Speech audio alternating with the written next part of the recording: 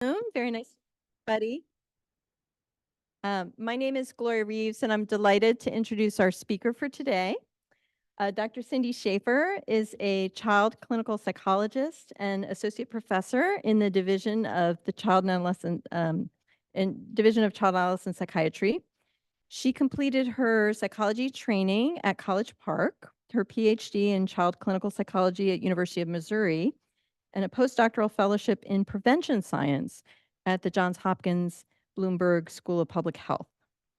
As a researcher, she served as a PI on National Institute of Justice, NIMH, NIDA, and Annie Casey Foundation grants, and I would be remiss in also mentioning her current funding from the Netherlands Ministry of Health, Welfare, and Sport. I hope I get added to that project. Her research interests and passions have two strongly overlapping content areas, one on family-based interventions for adolescents engaging in serious conduct problems and substance abuse, and another one on digital health strategies to improve mental health interventions. She's co-developer of iConnect, and we'll be excited to hear about this today since it is a marriage of both of those strong passions and interests. On a personal note, Cindy asked me to be brief, but I cannot allow that to happen. On a personal note, Cindy Schaefer has been a member of our department family since 2015, but I first met her back in 2001 when I was a child psychiatry fellow. She took on the daunting task of not only teaching our family therapy didactics, but requiring us to demonstrate our applied understanding of that knowledge by supervising us during observed family therapy sessions. So I want you to imagine my first session with Dr. Schaefer. I was sitting in a small room with a family with two parents, two children with untreated ADHD, and a grandmother who was very opposed to ADHD medication and treatment in general. So anybody who's special enough to stand behind a one-way mirror and phone in advice and make that experience be both positive and impactful for myself, an anxious trainee, but also for a family that was very frustrated, is a really special individual. And for a young physician to really appreciate the power, the therapeutic power of words, it was a very impactful experience for me. I'd like to close by just mentioning Dr. Schaefer's third area of passion, which is really supporting junior faculty. You may not know it, but sitting in our research steering committee meeting, I always look to Cindy as the voice for really speaking up for the needs of junior faculty. And she serves an important role for the larger research ecosystem by providing consultation on digital health interventions through the Institute for Clinical and Translational Research Center Studios program. So if you get the bug, want to get involved in digital health interventions, she's a great person to reach out to. So with that, I will turn over to my colleague and friend, Dr. Cindy Schaefer.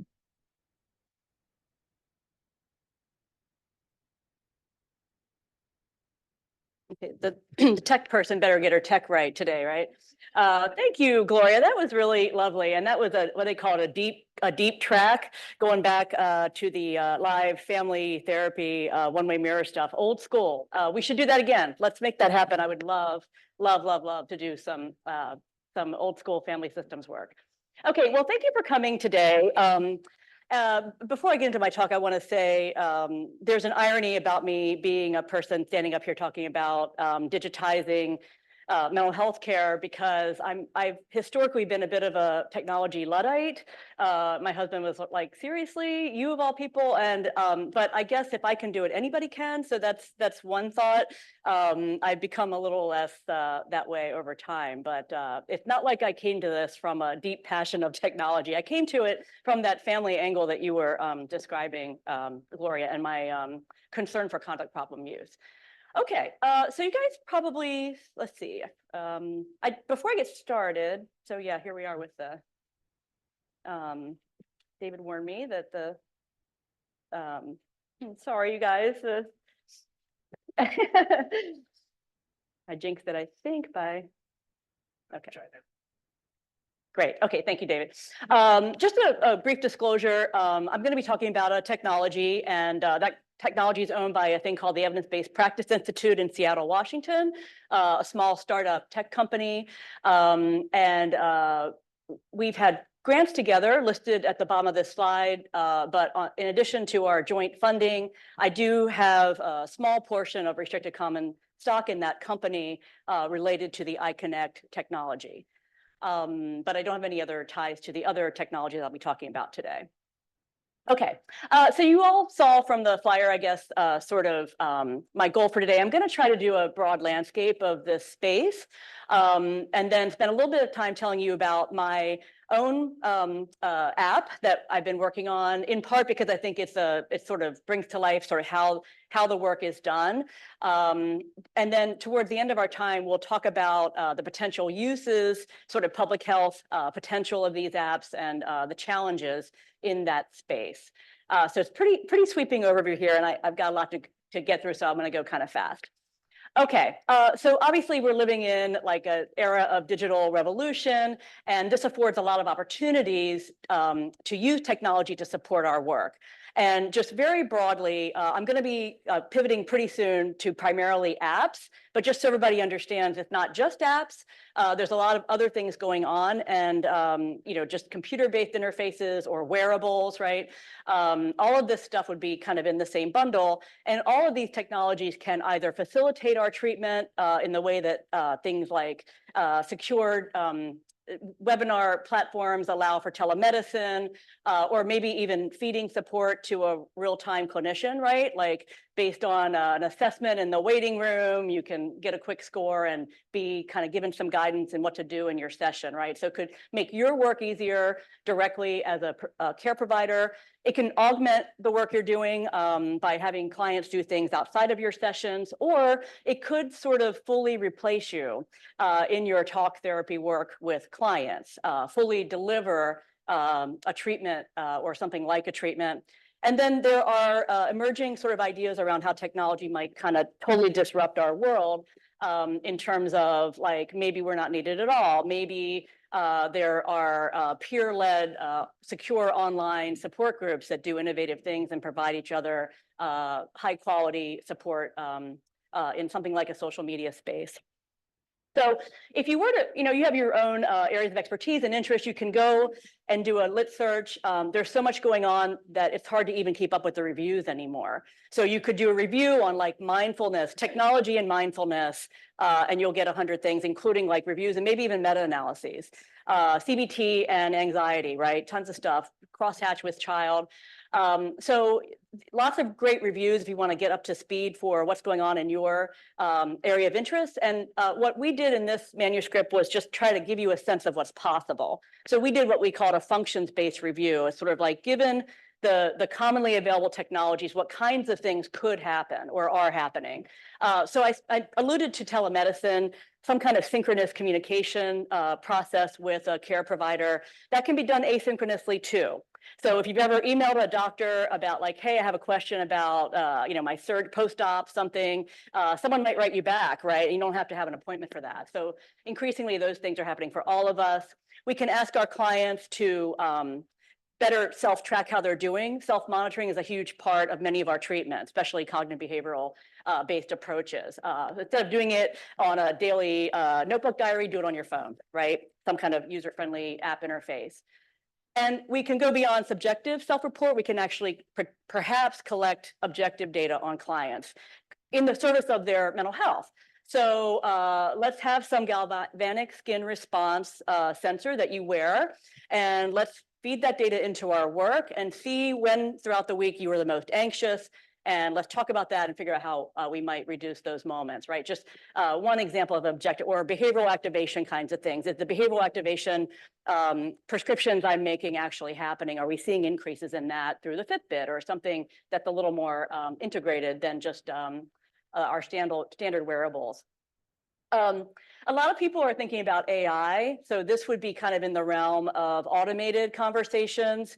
The technology is not really there yet, except for screening. So there is some emerging success with AIs conducting some kind of initial mental health screening, which there's some evidence that clients actually prefer that and may be more disclosive with an AI than they are with real people, sort of overcome some of those social relationship barriers that might be there at an in-person screening. Immersive experiences. So a lot of great work happening with virtual reality for things like OCD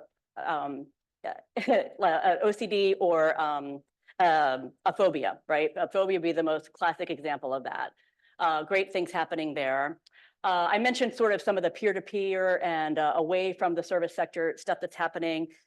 We can also try to make treatment more appealing or acceptable or engaging, just with sort of augmented technologies. And the best example of something like this would be a thing called serious games.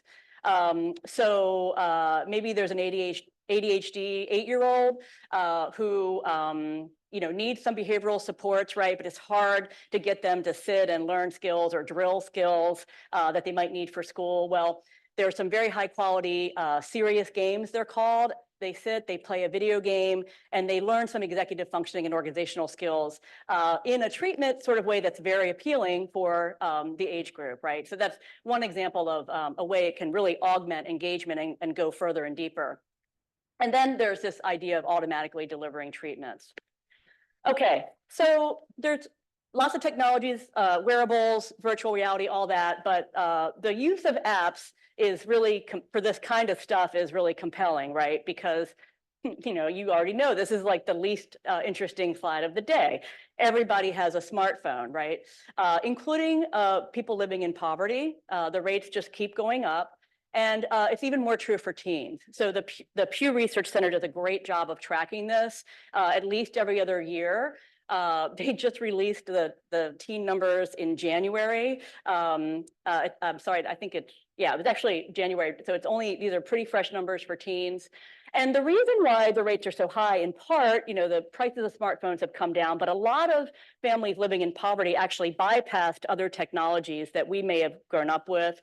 So, and there's broadband access issues. So if you can only have one thing in your home, the smartphone makes the most sense as the most versatile technology, and kids can get by with that, looking things up for homework assignments and things like that. So that in part explains the very high utilization, actually, especially among families with teenagers, even those who are living in poverty.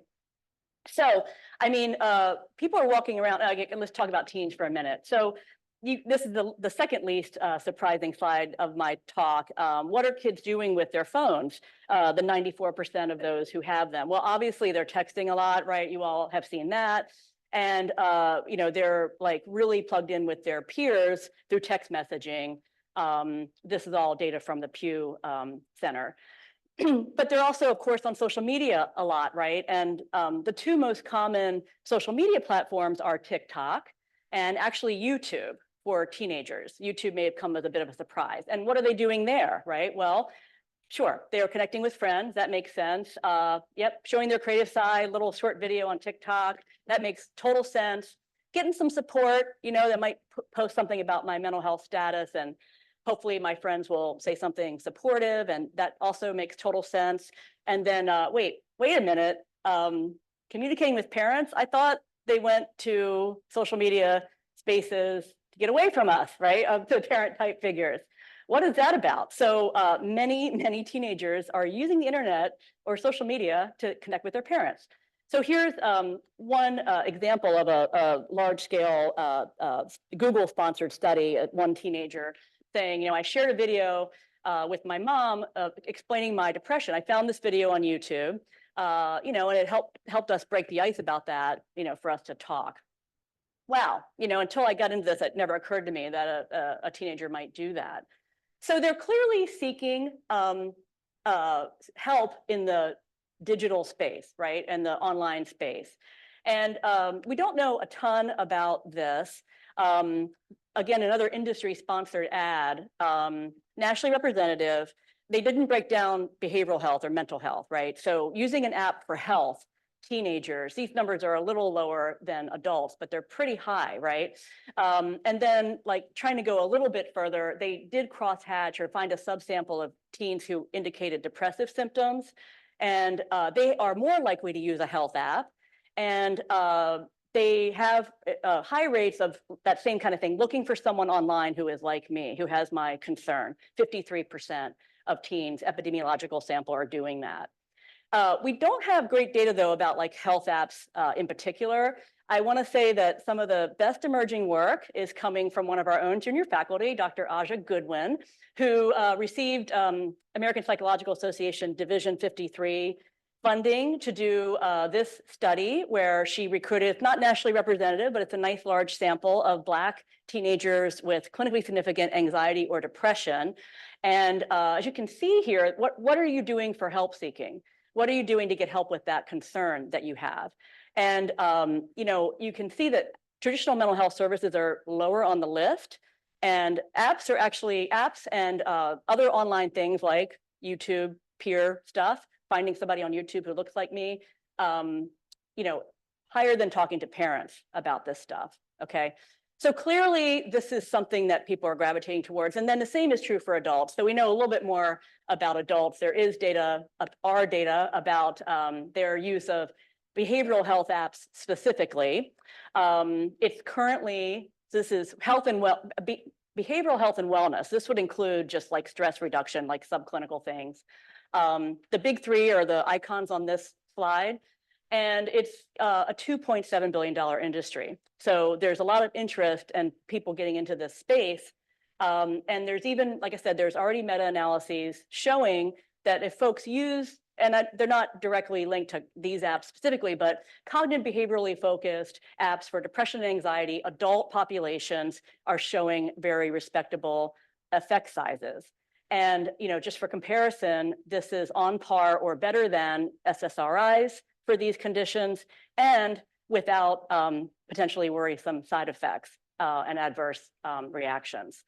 So there's something going on here, and you know, in case if it's not already clear, there's other sort of public health reasons to go down this road. You know, another basic kind of slide, especially with child and adolescent concerns. Most children who need mental health services do not receive them. For substance abuse, it's abhorrent. It's only 1 in 10 adolescent who needs substance abuse treatment ever gets that. That's been happening for a long time. And then concurrently, we have spikes in demand, right? Everybody knows that stuff from the post-pandemic world. And we have historic workforce shortages. So these digital tools have the potential to be less stigmatizing, certainly less expensive, right? And they may address logistical barriers to treatment if you can do it in your home at the comfort of your own technology. Okay, so how might all of this apply to my love of youth who are experiencing conduct problems? So let me just tell a little bit about conduct disorder, and I will talk about the diagnosis a little bit, but I do tend to think of it as a continuum. So for me, the subclinical cases are super relevant as well, and also a target for my own digital therapeutic. So this is a highly prevalent condition. If you think about the spectrum, it's even larger, right? But at 9.5% lifetime prevalence, by the time a kid turns 18, that's almost 10% of kids will have met criteria. It's the 15th most burdensome global disorder. And it's highly linked, actually, not just to antisocial personality disorder and things like that in adulthood, but other like PTSD and substance abuse problems for sure. It's a huge risk factor for later mental health concerns. Then if you think about the spectrum perspective, even more alarming, right? 16% of American teenagers have at least one arrest. That's super high. This is like a pandemic itself. And it's the most common presenting problems in outpatient clinics.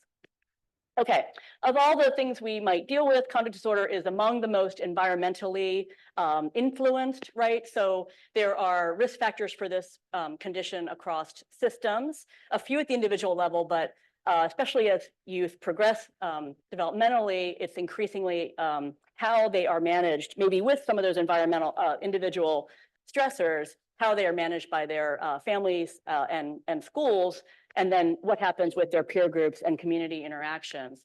So we know a lot about why conduct disorder happens, and we have a lot of information about effective treatments for it. So I have grown up in this space. I did in graduate training, I was a multisystemic therapy therapist, and I've continued to work in that model extensively. But these are the big four. These are really the only four that have empirical support for their effectiveness. All of them involve a huge family component, and they by far outperform anything you can do individually with these young people. they result in very strong reductions in criminal recidivism and re-arrest, and they have long-lasting effects. So MST has like 20-year follow-up outcome studies showing that you can alter a crime trajectory quite far out by doing family-based work with conduct problem kids. And then beyond just knowing the evidence base, we've actually done, me, but mostly other people, we actually have some mediational studies. They're not full dismantling designs, but we know why they work, right? And sure enough, it's just exactly what you would expect. It's a reversal of those risk factors. So we can like reverse engineer these things and say, these are the targets. This is what we have to do to address this problem. Improve parental monitoring, improve the parent-teen relationship, and really get improved and more consistent parental discipline practices, okay? So the management of the child's behavior, that has direct effects on the concern, but also indirect effects by keeping those peers away from other peers who are having problems. So the fact that all these kids cluster together and get arrested together is a massive part of what's happening. And parents have to be at the center of getting kids away from those peer groups. So I got invited through my role as being, I guess, an MST expert. I got invited, 10 years ago now, NIH was trying to get digital stuff going, and they invited evidence-based model developers and representatives to come and meet tech companies. So it was like one of those invited workshops. I actually went to one for NIDA. My first funding was from NIMH, but it was a similar kind of thing. And we just kicked around ideas. It's very early days. NIH wanted to fund this stuff. And, sure enough, I met a cool tech company and we got to it. And we began submitting and thinking about this space. So what we wanted to do was obviously do something consistent with that evidence-based treatment literature for conduct problems, hit those targets I already mentioned, be obviously feasible and acceptable to families, widely available and affordable, and that could be implemented in a variety of contexts. So from the very beginning, I was not excited about making an MST therapist's life better, because that is such a boutique model that almost nobody gets, and only those in the juvenile justice system. The last thing we need is just to nibble around the edges. What we need is to take that stuff and get it everywhere else, okay? So we've been trying to build this thing from the beginning. Yes, certainly behavioral health treatment providers can offer it. Why not? That would be a great augmentation to the work. But we're more excited about its use by pediatricians or school personnel or like probation officers or any other number of people who touch this population in regular ecological settings. And we are also interested in direct-to-consumer approaches where it's just available and you can get it as a parent who has a teen with this concern. So just a brief, this has been a huge undertaking. I'm co-PI on these projects. I'm like the subject matter expert, but my right hand, left hand, whatever it is, Linda DeMath, scientific officer. She's an expert in dialectical behavior therapy. So she doesn't just do tech. She's a Marsha Linehan student. And we had some top people. Margaret Wallace is a very big player in gaming, not just health-oriented games, but like regular gaming. She kind of left regular gaming to do like some better good in the world. And David Carroll is a prominent mobile app design colleague at the New School of Design in New York City. And then just tons of consultants along the way, the families themselves and the therapists and probation officers that contributed, and some friends and colleagues sitting in this room who actually used some early versions of the app. Sharon Hoover, I think, is on Zoom, and her and her son were good sports and used an early version of iConnect, even though Spencer had no conduct problems whatsoever. They were awesome and really helpful. So these are small business grants. I don't want to spend a lot of time, but just the whole goal is the federal government wants to fund things that are unlikely to come to market on their own. There's just not, a ton of money to be made that the private sector is going to do it without any support, right? If you could cure baldness, that's going to happen, right? But no one really is going to get into the juvenile offender space, even though it is highly prevalent. And then it's also very translational. So they want to maximize stuff that's already been done. And the evidence-based models I mentioned have had a ton of federal funding to get us that evidence base. So they set it up that generally it's 2 grants. A phase 1 is like a proof of concept sort of thing, a smaller amount of money. And then if that's successful, you get to get more money to do to build the whole tech and test it.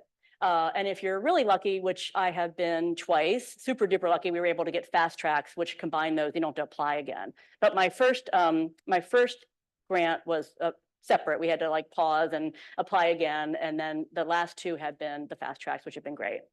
So when you're in phase one, you want to think about who you're building for, not in a general way, like I've been talking about, but in a very specific way.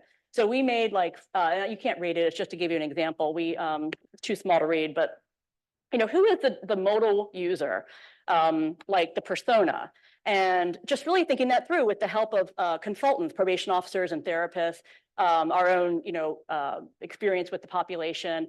And what is their life like? So we've got single parents who are the only caregiver in a home with lots of children, for example. They work maybe odd shifts, right? So how would the app work if you're on a 9-to-5 schedule versus a overnight schedule, and like visualizing all of that before you do anything else.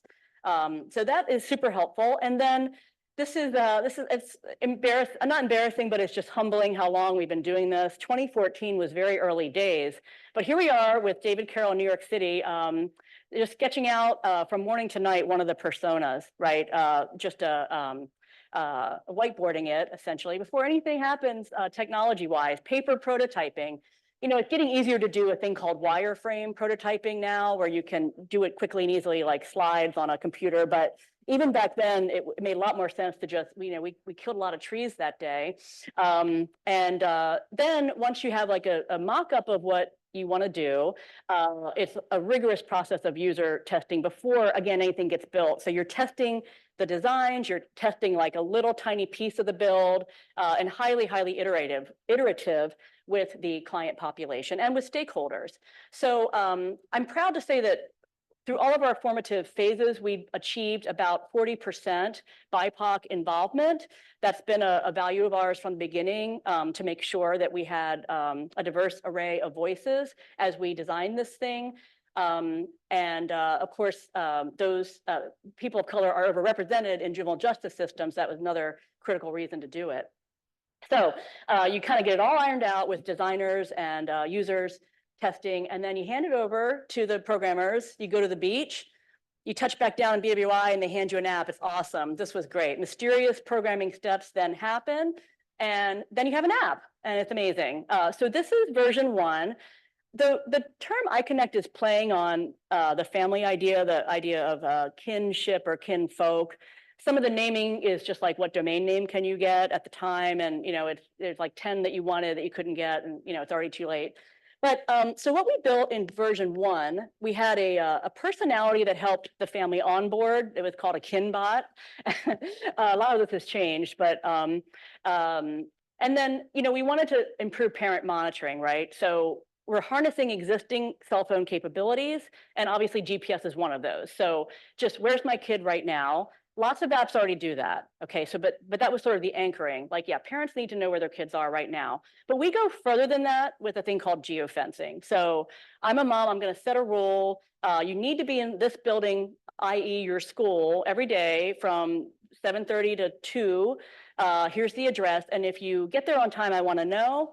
If you leave early, I also want to know. Okay, so parents are getting that stuff in real time. And then beyond that, you can set off limits locations, right? That was a required location. You can do off limits locations. Under no circumstances are you going to that person's house that you got high with. It's not happening anymore. If you ever walk in that door, I'm going to know about it. So what happens is parents set rules around this, and that becomes the child's game plan. We had a metaphor about games and actually challenge cards.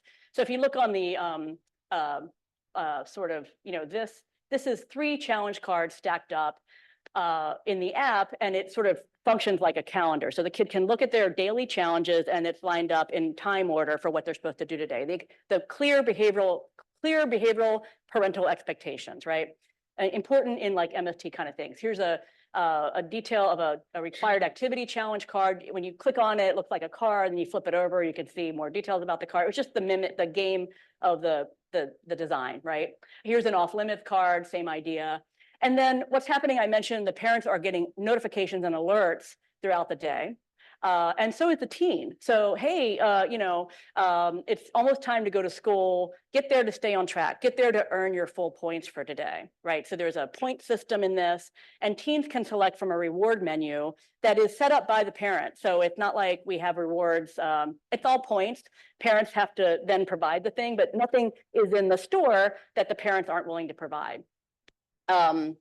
Okay, and then we did some coaching videos for parents also that were integrated.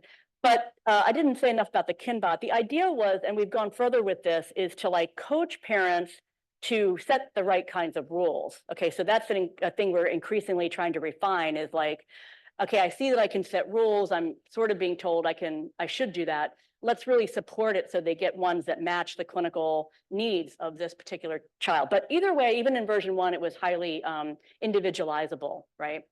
And here's just some screenshots from the 5 little coaching videos that we embedded for parents to look at if they wanted to. So this is I should have said, this is a linked parent-teen app system. It's really 2 apps. It's mom version, mom, dad version, whatever, caregiver version, and youth version. So version 1 was quite heavy on the parent features, as you can imagine. And then the teens are getting, points in real time, reminders, and they have their challenge cards. That was pretty much the extent of version 1. So one of my great happinesses in this world is that we finished the clinical trial before COVID hit. We wound down right around, it was like late 2019 was when we had like the last assessment time point on the last family. Thank goodness. And so I was able to spend the pandemic running analyses, and we published the clinical trial in 2022. So the sample was 72 parent-teen dyads. All were English speaking. They all had clinically significant conduct disorder. We screened for that. NIMH made us have them have another service. So there was enough concern at the time about like, if they're really floridly, symptomatic and this is all they get, like we're worried. So they had to also be in something. I can tell you that most of the kids didn't have much. They were not in things like MST. They were like, they had probation services or, something like that, but not a ton of stuff happening there, but they were technically getting something else. And then we recruited really primarily through social media. We tried to get human referrals, and we ended up getting a lot more success with social media recruitment. And our comparison condition was Life 360, which is a very commonly and freely available app. We help families, if they were randomized to that condition, we help them install it, make sure they had it. And all it does is, where's my kid right now? Okay, so it was a fantastic control because it controls for one of our things, but we are trying to exceed just knowing where your kid is right now, which is a form of monitoring, right? Okay. One disappointment about the study was we had been successful in formative evaluation, user testing, BIPOC recruitment, and then we were not as successful getting BIPOC recruitment in our clinical trial. We are taking steps, aggressive steps now to correct that in our 2 upcoming studies. So this is a largely white sample, 78% white sample, disappointing, but pretty consistent with the population otherwise. There is the age breakdown. They were not a ton had been arrested, and most were still attending regular school. So this is, they have clinically significant conduct disorder. They may or may not have met diagnostic criteria for conduct disorder, but they were pretty severe. Okay, so the first happy thing that happened with the data was people actually used the app. I mean, if this is all that had happened, I probably would have been okay.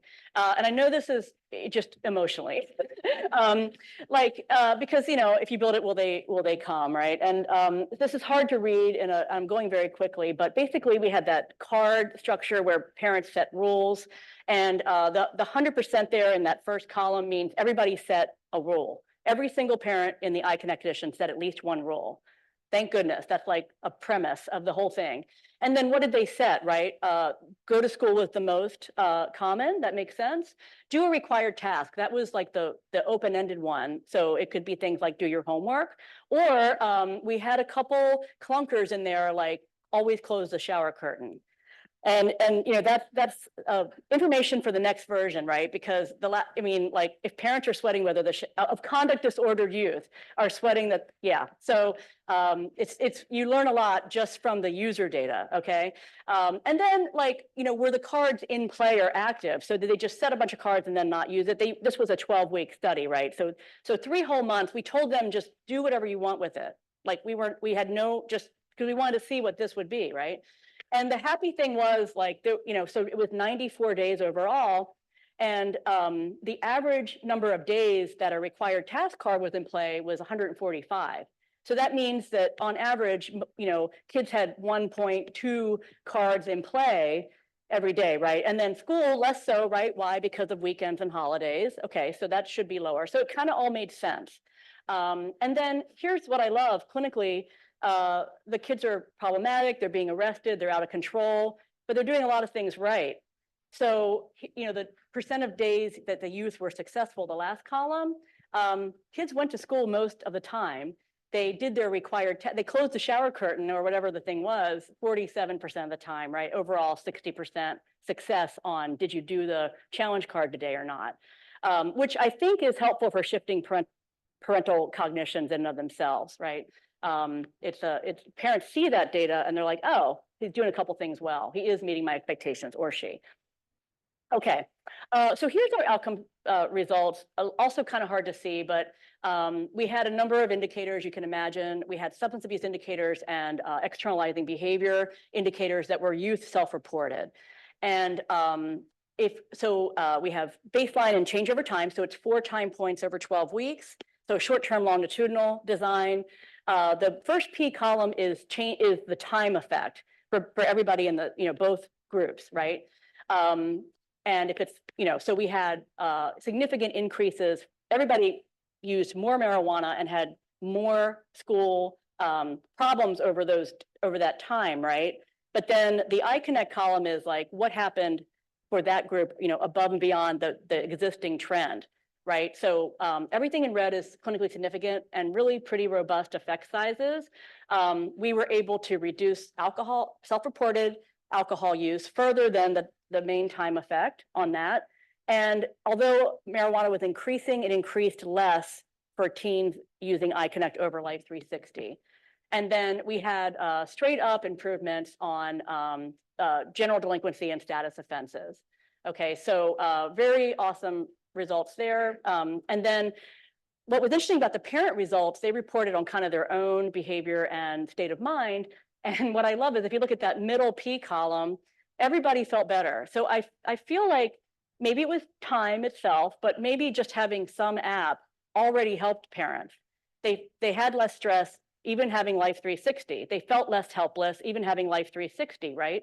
But, and so we were not able to beat that with iConnect, but this is completely consistent with our theory of change. We exceeded that with rule clarity, a measure of rule clarity and discipline consistency. So those are the last two, also significant with small or moderate effect sizes. So then we had a qualitative component, and I wish I could leave these up long enough for people to read, but suffice it to say that parents and teens were both positive. And I'll just point out, my favorite thing from the parent is like, it makes me rethink how I'm parenting. I didn't realize how wishy-washy I had been in the past. So yeah, it's like, you got to really kind of lean into this, right? And then the other one from parents, to me, it helped restore some trust that had been lost. It was helpful. Every time I checked, he was where he's supposed to be. And it helped me trust him again after a period of some rough stuff. And it's really hard to do that. So, I mean, just lovely stuff. And then, teens, you worry it's going to be just a surveillance thing and they're going to hate it. Not so much, actually. It keeps me on track, right? And my favorite quote of all, this app shows me that my mom is trying to try a lot of different things rather than just give up easily like they usually do. So kids want to feel like their parents care and have not given up on them. Really, we didn't get a chance to write up the qualitative results, and I kind of wish we had. I read them again. So we've gone further. We are improving on that original thing. So we are, the second grant incorporates suicide prevention features. which may be a little unintuitive, but actually conduct disorder youth have some of the highest rates of suicide, all the suicidal things, and including completion, unfortunately. And what that table shows, I can send these slides if people want them, but it's level of severity basically of like, the general population as comparison, then whether kids are in the juvenile justice system, detained, or in a reentry post-detention situation. And it's basically linear risk. The more severe the teen is, we don't have numbers in every cell, but for ideation, non-suicidal self-injury, attempts, and death by suicide. So this population is 1.5 to maybe as much as 18 times higher risk for suicide. And it's a huge problem for our teenagers right now generally. So to do this, one thing that was happy for me was when you look at the suicide prevention literature, some of the best stuff is family-based. So it's the same kind of thing again. Parents have to lean in. They have to take safety planning seriously. They have to reduce lethal means access, and they need to monitor the kid's mood and help them regulate. But then on the teen side, this was our opportunity to build out the teen features quite a bit more and add some dialectical behavior therapy based things. So I'll just show you. We've also modernized the look of the app, trying to keep up. The first one looked a little crude probably by today's standards. I think it looks nicer and slicker now, but we've got like this crisis kit idea. So you fill out like, what are you going to do if you're in a emotional, something like a suicidal crisis, but emotional, we've got the care circle supportive adult integrated into the app, so you're encouraged to reach out for help on the teen side, right? You don't have to tell your mom if that's not cool, but who is in your circle that mom has approved that you can get support from right now in real time. And then let's gently push some DBT type coping skills in those moments to teenagers. So if it's straightforward, like TIP, breathing as a way of calming yourself down, that can be pushed pretty easily. If it's more involved, we've got some actual couple-minute videos that you can watch to learn, like Wise Mind or self-soothing, or learn more about TIP specifically. So that's going to be integrated. And then a huge piece we've added in versions 2 and 3 is this people with lived experience. So remember the teenager who was looking for on YouTube for people like her. That's great, but also super scary, right? Because what are they going to find out there? What kind of stuff, right? So we'll never be able to stay ahead of the internet, but our hope is that we can keep a robust library of people with lived experience circulated and available in this app if we can, if we ever can go that far, that say the kind of things we hope, but also have authenticity. I mean, these are actual people who have had suicide and juvenile justice involvement. And then our third grant, another fast track, is from NIDA to enhance the substance use features. So we had those substance effects in version 1, which is great, but that was not a substance disorder sample, right? And even then it could be enhanced, right? That was really on the parent side only. So now we're trying to build out sort of the what is useful for the teen side of the substance use world. So I don't have a good screenshot of like the functional assessment. And then, there is more content for parents too. So this is the parent one first. We're going to have like a push that you make not using drugs and alcohol a card. So it's like going to be its own card now. It's pretty simple. They could have done that in version 1. It would have been like a required task. You have to type it in. Your required task is to not use drugs, and some parents did. But now it's going to be more explicitly like, we really recommend that you do this. And we're going to also coach parents in how to do drug testing and reinforced abstinence directly. So taking the reward stuff a little more nuanced for this population. And then here's the teen side one. These are not yet built, but they're a little too text heavy now. But urges, keeping track of your urges, doing some self-monitoring of urges, and then ways to get past urges that don't involve relapsing. Okay, so I want to pan back out now, and everybody's all excited, but like, let's get back to reality. This is probably, you feel like I do, this is all really great and exciting, right? But are people going to actually use this? I mean, I had the 12-week user data, but in real life, it's a concern. I mean, obviously, this is a concern. There's some emerging literature about like what increases the odds that people will use digital therapeutics. All the stuff that makes perfect sense, right? It should be low cost, it should be frictionless, it's just super, you know how it is with your own apps, right? If it's a hassle, you just abandon, like life's too short, right? So that's even more important in a sensitive area like mental health. And then this is the big thing that is emerging and that makes perfect sense and I'm really excited about is the reality that we still need a human in the loop. So what does that mean? It means somebody who can be there for you and like gently guide you back to technology's features and encourage re-engagement or reuse of it. And there's lots of models for this, but one that we're thinking about is the use of peer support specialists and particularly for parents, right? So lots of settings have parents as peers. Sometimes they're called family peer support specialists, and they're often playing like system navigation roles now, like in the juvenile court system. But it's a workforce that everybody's excited about and makes a ton of sense. And often they don't know quite how to be helpful beyond support. So do all the stuff you normally do, but then also be knowledgeable about the app and, ask parents how it's going. Could you consider, that sounds like something the app might be able to help you with and kind of like gently, we can do pushes and high engagement things like from a technology perspective, but the human in the loop seems to be the way to go. And there's emerging science about that and not something that requires a highly skilled behavioral health professional to do, right? So it opens it up nicely, I think, from a public health perspective. And then but there's systems things. So if we want people to use them, we also need systems to use them. I mean, the idea that people are going to just get everything from the app store is just not like where it needs to be. We need stuff. So there's implementation science emerging in this space.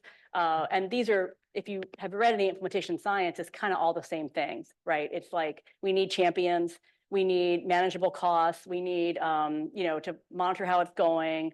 So I'm encouraged that we can get folks using these things, but that's like the next frontier. And then how is it going to be paid for? And is it going to be sustainable, right? I'm anticipating the questions in the audience. Well, people are figuring it out. And so I don't have time to develop this too much, but there are some huge and high profile publicly funded initiatives going on, including one that Nancy Lever and I are involved in, the Maryland Behavioral Health Administration. This is a simpler digital therapeutic, but it's a thing called Parent Craft, which is a self-guided webinar. It's like a psychoeducational self-guided video library that parents can learn how to manage a young person's drug use. And so it's for people that are worried sick about someone but can't get them to go into treatment. What should I do while they're not yet in treatment? It's a really wonderful evidence-based model that the Behavioral Health Administration has made free for all Maryland residents. If you're on Zoom, my colleagues who are watching are going to drop the link in the chat. Check it out. I would like for providers to know about it. So our own state is going down this road. And then Baltimore County, you might have heard, bought Talkspace. This was like a big news story in like mid-December. So it's telemental health up to some number of sessions for Baltimore County high school students. But before you get that, there's actually a fair amount of digital, like cognitive behavioral digital self-guided stuff. So they try to sort of triage you and they push you towards digital stuff. And then you may eventually get a therapist, as far as I understand it. So this is a model that's emerging, is like, like a stepped care approach of, maybe the first thing is just a simple digital tool. And then if you need it, you go further. And, with telemedicine maybe being the last piece. And then a big initiative in Colorado and a big initiative in the country of Australia. You can check them out. But the private sector is doing this too now. So this is our very own Blue Cross Blue Shield. You can fish around for this, but if you want to do like a little digital something yourself right now, and you're a Blue Cross Blue Shield user, it's there. So they're paying for this. They see value in probably reducing us going to more expensive people that they're going to have to pay for. And then employee assistance programs. So Magellan Healthcare is a big provider of EAP services, and they have leaned in to digital tools for adults, digital cognitive behavioral therapy. They have a position statement on this. They are they really want to provide this as a service to the workforces that they work with. I think that's an exciting initiative. And one reason to do that is that worry about your teen's mental health concern is a big, like, distractor, productivity, take me away from work thing. And so there, might be incentives for workplaces to like help parents. If it had an app and they have to worry about whether their kid was in school, I think it would be a great thing to include iConnect, but that's, that's my own bias. But it's interesting to see how this stuff is emerging. Okay, and then my last thing, I hope I left enough time for questions, just barely. What about the regulatory environment? Great question. Whoever asked that was a brilliant question. It's been a Wild West situation, no doubt about it. Because there's money to be made, a lot of who knows who they are, people are jumping in and putting apps out and digital therapeutics out. So, there's, I mean, maybe they're great, and they probably have expert consultation. There are too many to even like monitor.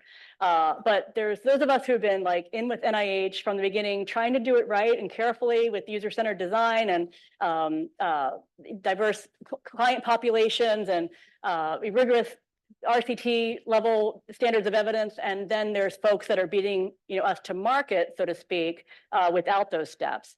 And so it's a struggle. My own tech company that I work with, they're small, they're super small startup, long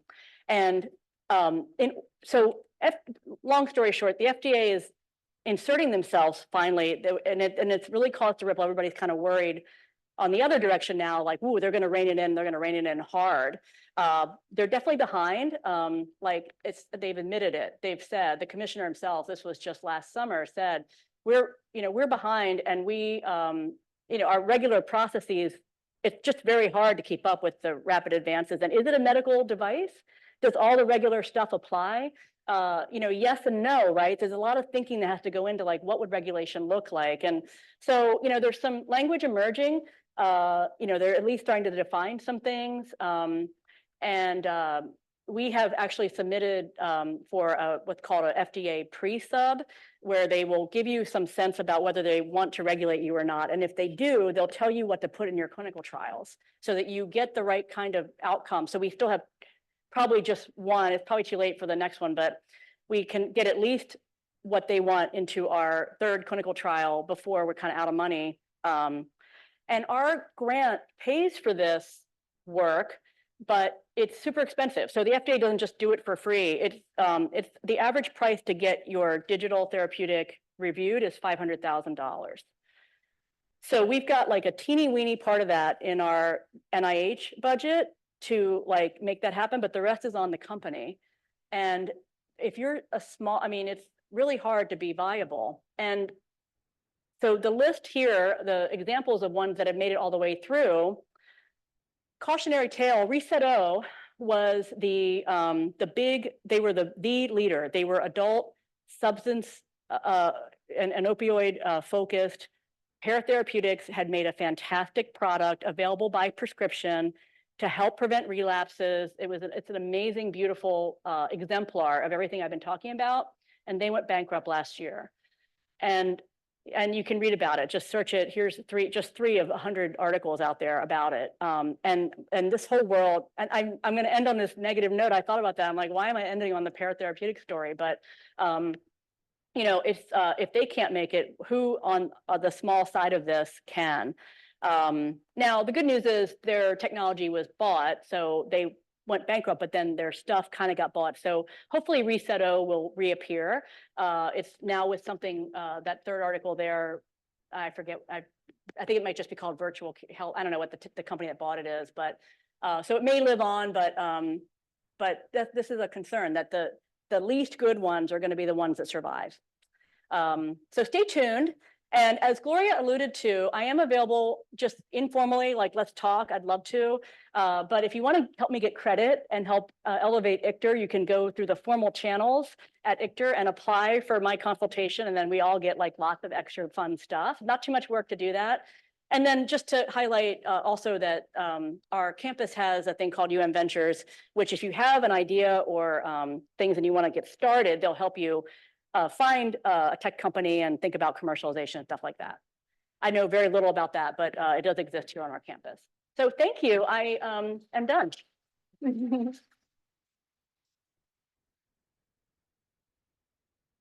minutes. Sorry, you guys. I can hang out if anybody in the room would like to chat with me, or you guys know how to find me. So, yeah, can you come up and use that mic? And I'm going to stay back here so that I don't interfere with the mic. Thank you. Back to one side with your version 1 data. Yeah. And not a lot of people use the restrictions of like people or places. Oh yeah. Yes. Great, man. That's good. Yeah, that was a you try to bulletproof it, but then you find out, and that's why you've got to have that user data. You can't assume that things you thought would happen. So it turns out that those were specialized cards, right? And what people did was they would say, like, I'm trying to think of an example, like don't go to Patterson Park. They would make that a required task. They would type that in and make it live, but in so doing, they didn't have the GPS functionality. They missed that. So it was just a design flaw that there was a better card they should have used and they didn't use it. So that's just a lesson learned, and we're feeding that right back in. It doesn't mean, I know in fact, it doesn't mean they didn't think it was a good idea. It just means we didn't do a good enough job pushing the right card. Yeah.